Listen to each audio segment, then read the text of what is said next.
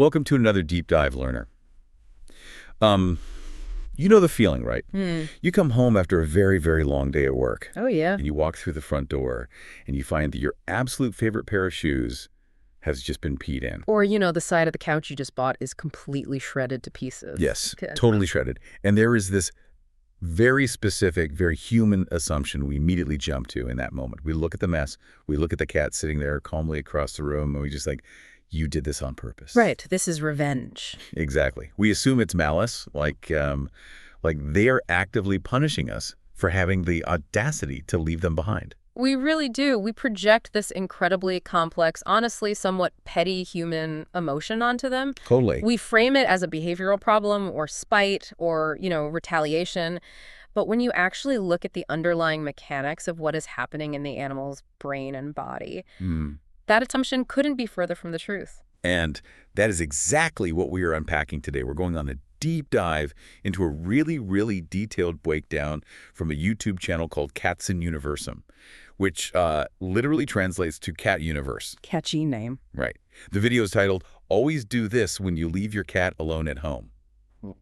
And our mission today, learner, is to completely decode the hidden psychological world of our feline friends from the exact second your front door closes. It's fascinating because we're transforming what might look like just a standard list of pet care tips into this masterclass on animal anxiety and evolutionary biology and really environmental psychology. Yes, and the absolute biggest misconception we have to shatter right out of the gate is that revenge myth we just talked about. Yeah. Cats do not act out of spite. No, they don't. They suffer silently. And that really is the crucial starting point here. The stress of isolation rarely manifests as like dramatic whining or scratching at the door the way it might with a dog. Right, dogs are so loud about it.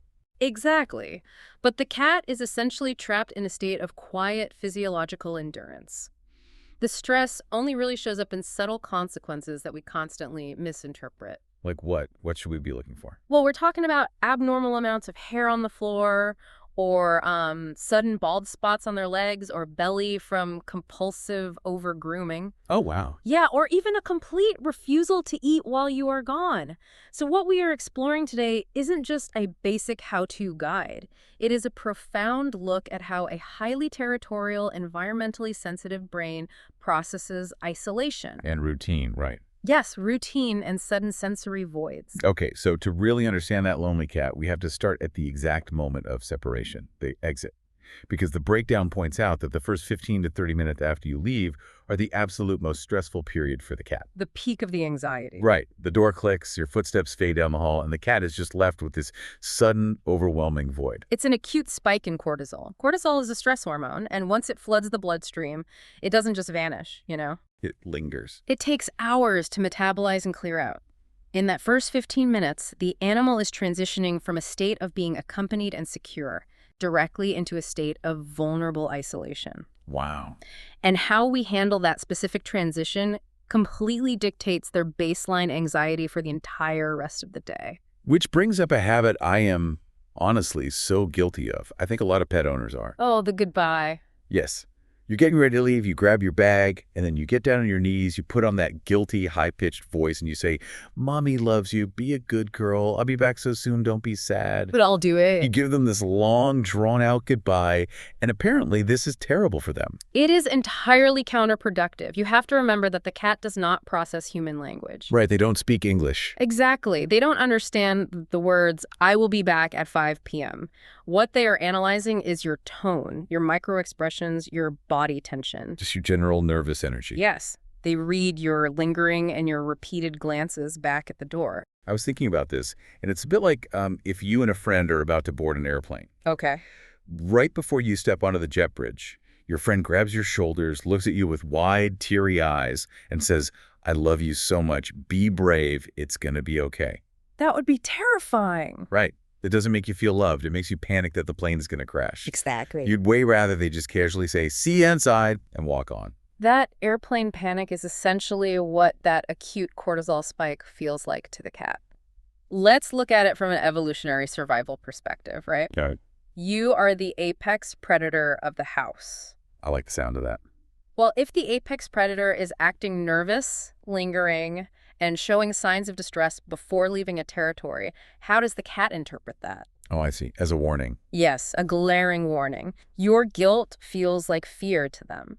You are signaling that the environment is no longer safe and that some kind of threat is imminent. So basically, a boring exit equals a safe environment. Mm-hmm. Keys, shoes, out the door.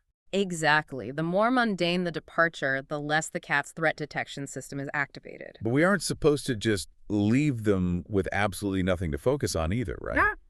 The source recommends a very specific type of interactive distraction right at that moment. Yes, leaving a food puzzle. Like a ball with slits that drops kibble when it rolls. Or even just a cardboard box with holes cut in it and a few treats hidden inside. Right, and the intention behind the food puzzle is very specific. The goal is not to entertain the cat for 8 straight hours. That's impossible. Yeah, nobody can play with a box for 8 hours. You are just trying to bridge that specific 20-minute anxiety peak. Wait, so just giving them a puzzle physically stops the anxiety? How does working for a treat override the fact that they are suddenly all alone? It comes down to cognitive bandwidth. Okay, unpack that. Well, if an animal is focused on a tangible, problem-solving task, like figuring out the physics of extracting a treat from a cardboard box, their brain has to allocate resources to spatial awareness, smell, and motor skills. Right, they're busy. Exactly. That cognitive load physically blunts the emotional spike. They simply don't have the mental bandwidth to fully process the panic of your departure. Oh, wow. That's actually brilliant. Yeah, and by the time the puzzle is empty, that initial 20-minute transition period has passed.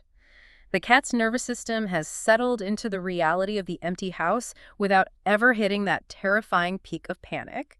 Okay, so if we've successfully managed the exit and that initial panic subsides, they are still faced with the reality of an empty apartment. And what they experience next isn't just loneliness. It's a massive sensory vacuum. Yes, the sensory void. Let's talk about smell first. Yeah. Because the whole concept of the scent object genuinely surprised me. It's a remarkably effective tool for emotional regulation. The idea is to leave a piece of heavily worn clothing in the cat's favorite sleeping spot. Right. But the caveat is crucial here. Wow. It must be unwashed. We're talking about a t-shirt you slept in, a scarf you wore all day, or, the sweatpants you lounged in all evening. See, my first instinct is, gross. I am not leaving dirty, sweaty laundry on my living room sofa. Sure. But it's obviously not about human aesthetics. No, not at all. It is a psychological tether. You have to remember, a cat's olfactory system is thousands of times more sensitive than ours. They map their world primarily through smell. Right. To them, your scent isn't just a pleasant aroma. It functions as a physical proxy for you. Smelling those concentrated pheromones and sweat actually activates the exact same neural pathways in their brain as your physical presence does. That is wild. It doesn't replace you entirely, obviously, but it tricks the brain's safety receptors just enough to significantly lower their stress levels. It's kind of like a toddler clutching their mother's sweater when they go to daycare. Yeah. It's not about the fabric itself. It's a profound olfactory tether to a place of safety. Exactly. That's a great analogy. But the breakdown warns that you have to swap this unwashed item out every 2 to 3 days. Oh. Why? Does the smell just evaporate? It dissipates, yes, but the more important factor is olfactory fatigue or habituation. The brain is wired to tune out persistent, unchanging stimuli so it can detect new, potentially dangerous changes in the environment. Oh, I see, like nose blindness. Right. After a few days, that specific t-shirt stops registering as a distinct, comforting presence and just blends into the background apartment smell. It completely loses its potency as a psychological anchor. Got it. Okay, so we've anchored them with smell, Yeah. but then there's the acoustic void, the sheer silence of an empty house. I always thought cats liked it quiet. I mean, they sleep all day. Sure. But apparently, complete silence is deeply unnatural and terrifying for them. Think about the baseline acoustics of a shared living space. When you are home, even if you're just sitting and reading a book, the house is never truly silent. Right, there's always something. There are footsteps, the humming of the refrigerator, the kettle boiling, the clicking of a keyboard, or even just you shifting your weight in a chair. Yeah. These microsounds are a constant ambient reassurance that the territory is occupied, alive, and secure. So when you walk out the door and all those microsounds vanish at exactly the same time, the silence is basically screaming at them, you are abandoned and you are vulnerable. Yes. Cats map their world through overlapping sensory inputs. Removing the visual input, meaning they can't see you is stressful. But when you simultaneously remove the auditory and the olfactory inputs, you create a total sensory void. Duckfold blackout, basically. Exactly. That sudden simultaneous withdrawal of all safety signals is what triggers true distress. So the fix for the acoustic void is to, like, play some classical music on a low volume, find a cat-specific playlist, or even just leave a radio on with quiet, monotone conversations. Right. But I have to ask, does a cat actually care about Mozart, or are we just projecting our own sophisticated human tastes onto them? They absolutely do not care about Mozart. I knew it! They aren't appreciating the melody at all. The music or the low murmur of talk radio serves a purely functional purpose. It provides a baseline of ambient sensory data. It breaks up the dead air. Yes. If a house is perfectly silent, a cat's highly tuned ears will strain to listen for threats. They will hyperfixate on every single creak of the floorboards or a car door slamming outside. Oh, man. A layer of ambient noise masks those minor environmental triggers and prevents their nervous system from staying on high alert all day. That makes so much sense. So we've got the radio on, and a worn T-shirt is on the couch. The house smells and sounds somewhat occupied, but a cat can still feel physically vulnerable. Very much so. We need to transition from sensory perception to physical territorial control, because the way a cat views the architecture of your house is totally different from how you or I view it. Yes, they view space in 3 dimensions, and the concept of verticality is paramount to their feeling of security. Verticality. For a cat, the ground level is essentially a vulnerability zone. It's open, it's flat, and from an evolutionary predatory perspective, the ground is where you are most exposed to an ambush from larger predators. Right, so they absolutely need high places.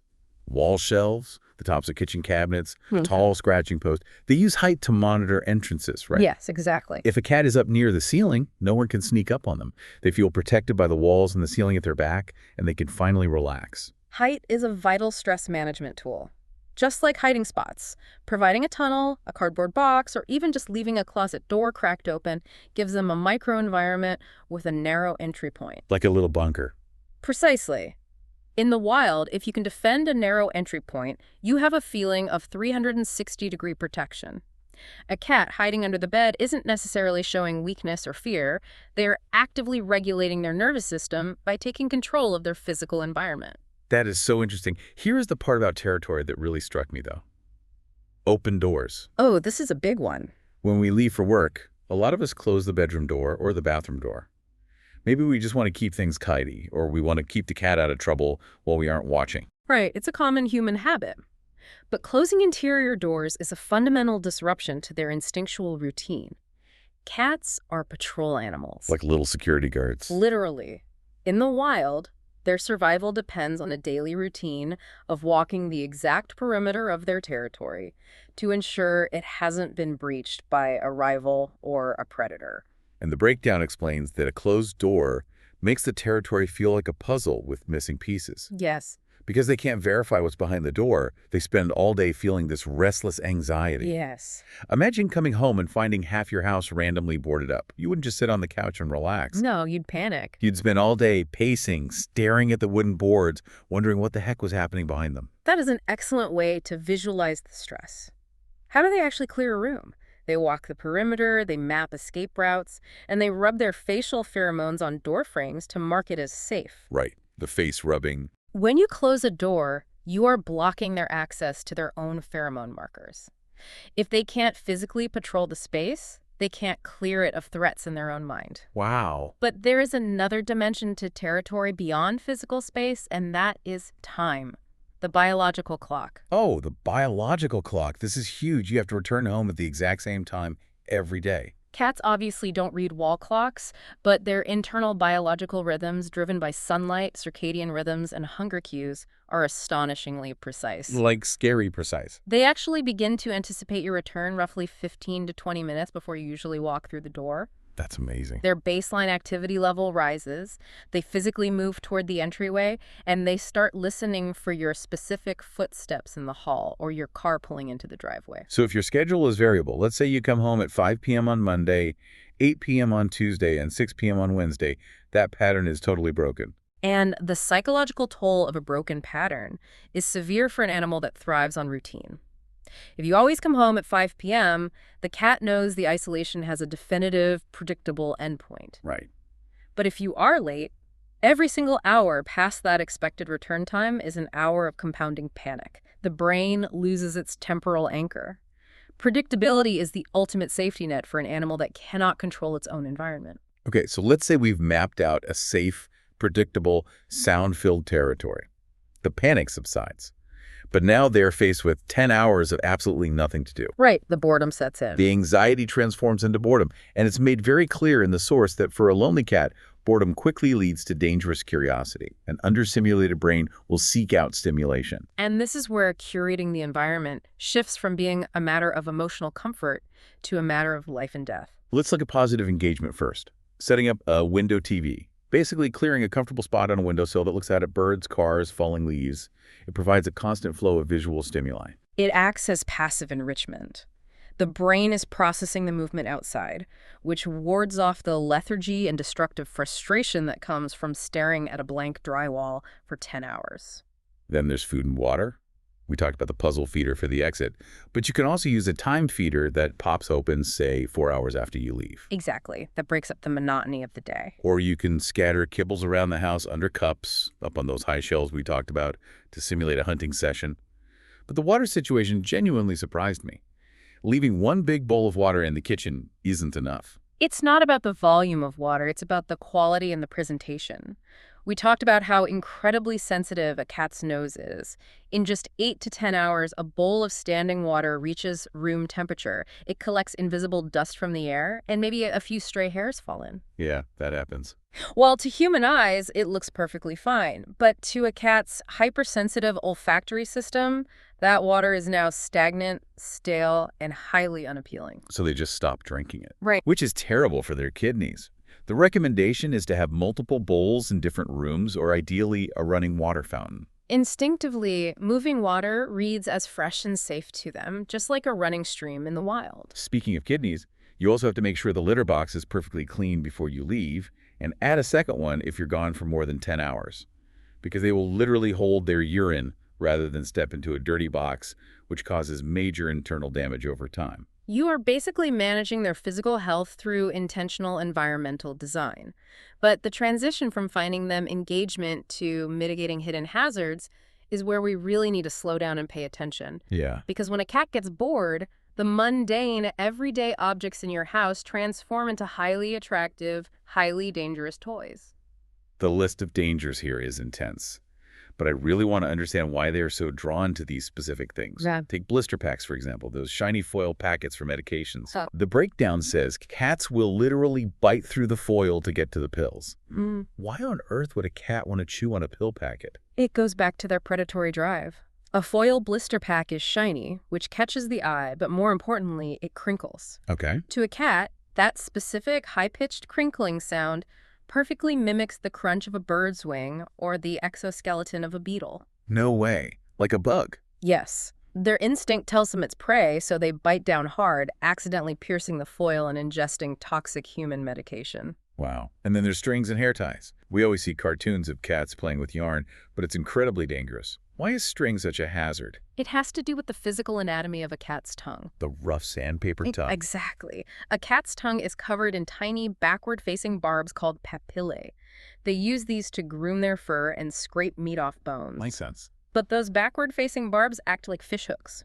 If a cat gets a piece of string, a hair tie, or dental floss in their mouth, they physically cannot spit it out. Oh. The barbs force the string to travel backward down their throat. They end up swallowing it, which can cause lethal blockages in their intestines. That is terrifying. Then you have open trash cans with chicken bones and the houseplants. Lilies, azaleas, ficus, aloe. Lilies are so incredibly toxic that just brushing against the plant and getting a little bit of the pollen on their fur can be fatal when they later groom themselves. Securing the house really requires a fundamental shift in how you view your living space. You have to get down to their eye level. Take 5 minutes before you leave to scan the room. Anything that dangles, rustles, shines, or fits in a mouth needs to be locked away. And then there's the washer and dryer. We talked about how much cats crave those defensible 360-degree microenvironments. Right. Well, the drum of a dryer feels exactly like a safe, warm cave to them. People coming home not checking the drum and just turning the machine on is a tragic reality. You have to close appliance doors, make it a hard, unbreakable habit. It's a devastating consequence of their natural instinct to seek out secure sleeping spots clashing with modern human appliances. But the most shocking danger to me, and the one we really need to emphasize, was high-rise syndrome. The open window. You hear people say this all the time. Oh, I live on the 4th floor, I leave the window open, but my cat is smart. I trust them. They've never jumped. Right. The breakdown explicitly calls this out as a fatal mindset. It is. Because the statement, "I trust my cat," assumes the cat is operating on human logic and spatial awareness at all times. Which they aren't. No. We have to look at the evolutionary biology of how a cat hunts. A cat resting on a windowsill might be perfectly calm and fully aware that they are 4 stories up, but if a bird flies too close or a fly buzzes past their ear, ancient hunting reflexes completely bypass the frontal cortex. Instinct always outruns logic. The body physically lunges before the brain has even processed the height of the window or the concrete below. Exactly. It is a catastrophic evolutionary misfire. In the wild, leaping at a bird from a tree branch is a calculated risk. The instinct triggers, the massive kinetic energy in their hind legs is released, and by the time their conscious spatial awareness kicks back in a fraction of a second later, They're already out the window. they're already out the window. And people think a standard mosquito net will save them. It absolutely will not. Yeah. A standard net is built to keep out a mosquito, not to withstand a 4 to 5 kilogram cat launching itself at full speed. No, the frame will just pop right out of the window casing. Right. You absolutely need specialized metal anti-cat nets, or the window has to remain completely closed. 0 exceptions. "I trust my cat" is an emotional statement, not a biological one. You cannot trust an animal to suppress millions of years of deeply ingrained predatory instinct just because they live indoors. Curating the environment means engineering the space so that when instinct inevitably takes over, the environment protects them from themselves. This has been such an illuminating journey. I mean, we started with the idea of a cat acting out of spite by peeing in a shoe, and we've completely dismantled it. You really have. We've seen how crucial it is to manage that 20-minute exit peak without the dramatic goodbyes. We've learned to leave an olfactory tether and ambient sound to fill the sensory void, to honor their need for vertical space and open doors so they can patrol their territory. And the absolute necessity of returning on time so their biological clock doesn't trigger a panic. Yes, and finally, curating a space that is engaging but stripped of hidden fatal hazards. It really does reframe what it means to leave pet alone. It does. And, looking at all this, the absolute necessity for extreme routine, the compounding stress from a disrupted schedule, the panic caused by sensory voids and unpredictable environments. Yeah. We call all of this animal behavior. We look at the rigid routines and the strict environmental controls our cats need to feel safe, and we treat it as a quirk of their biology. But it's hard not to look in the mirror. How much of our own mental health relies on this exact same predictability? We tell ourselves we are highly evolved humans who thrive on spontaneity and fast-paced change. Right. But it raises the question of whether the unpredictable, fragmented, ever-shifting chaos of modern human life might be silently stressing us out in the exact same ways, triggering our own quiet physiological anxiety and spiking our own cortisol without us even fully realizing it. Wow. That is quite the thought to leave on, learner. So the next time you walk through the front door and find a shredded couch or pee in a shoe, don't think of it as revenge. Think of it as a desperate cry for predictability. And maybe make a look at your own life and ask yourself if you're secretly craving that exact same thing. Thanks for joining us on this deep dive. We'll see you next time.